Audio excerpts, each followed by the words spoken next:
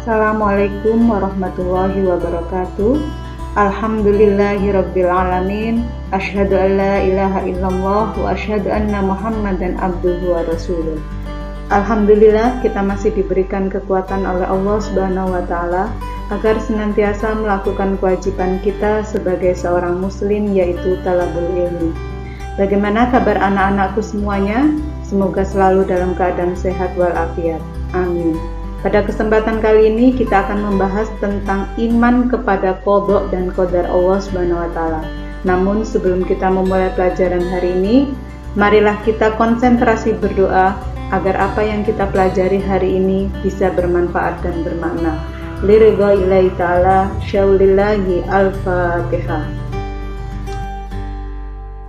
Adapun KD 3.4 yaitu menganalisis dan mengevaluasi makna iman kepada qadha dan qadar. Sedangkan tujuan pembelajarannya adalah sebagai berikut.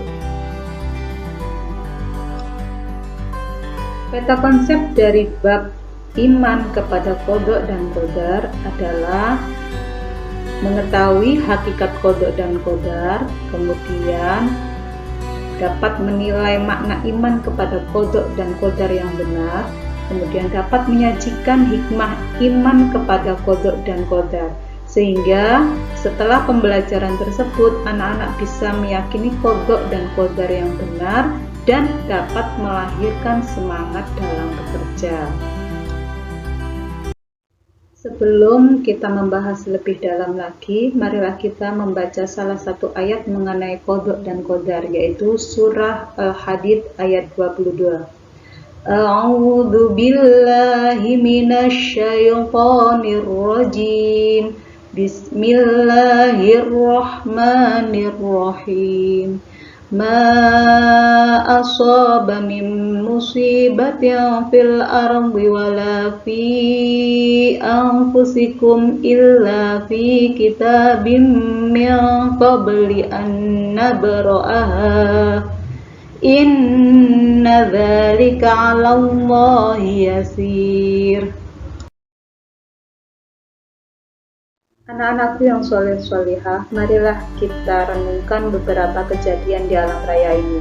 Ada kelahiran, ada kematian, ada bencana seperti gunung meletus, ada tsunami, ada terbit dan terbenamnya matahari, ada pergantian siang dan malam. Semua itu tidak mungkin tanpa ada yang mengatur, dan yang mengatur itu adalah Allah Subhanahu wa taala. Pengertian iman secara bahasa berasal dari kata amana yu'minu imanan, yang artinya yakin dan percaya. Iman menurut istilah adalah meyakini dengan setulus hati, mengucapkan dengan lisan, dan mengamalkan dengan seluruh anggota badan. Qadha menurut bahasa artinya adalah ketetapan atau keputusan, sedangkan qadar adalah ketentuan dan kepastian. Pengertian qadha dan qadar secara istilah.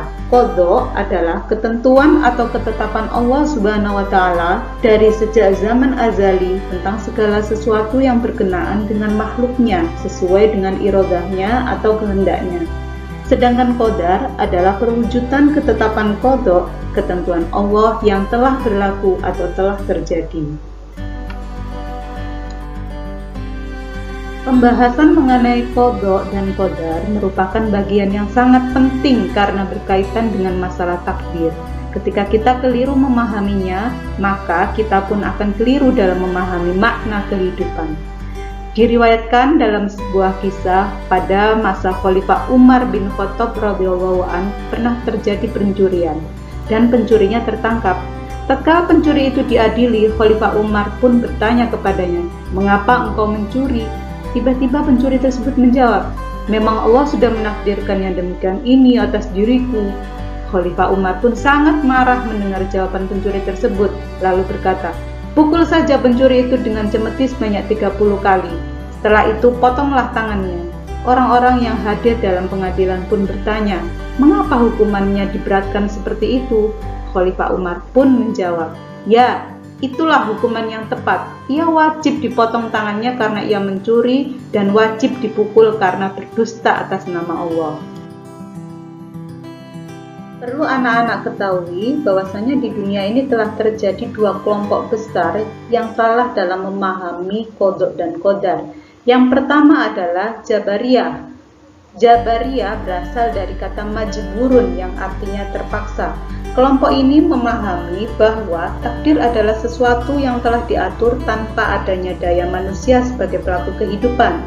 Jadi kelompok ini akan malas berbuat sesuatu karena menurut mereka semua sudah ditentukan oleh Allah Subhanahu wa taala.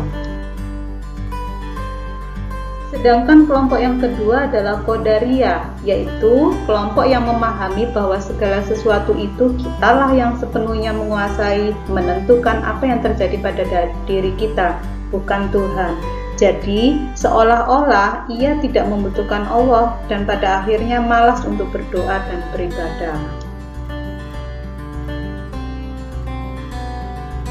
Agar tidak jatuh pada kedua paham yang salah tersebut, maka anak-anak hari ini diskusikan. Yang pertama, uraikan hakikat makna qadha dan qadar.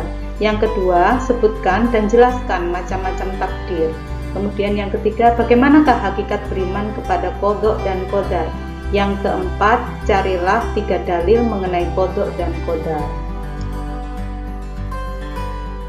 Demikian dan terima kasih. Wassalamualaikum warahmatullahi wabarakatuh.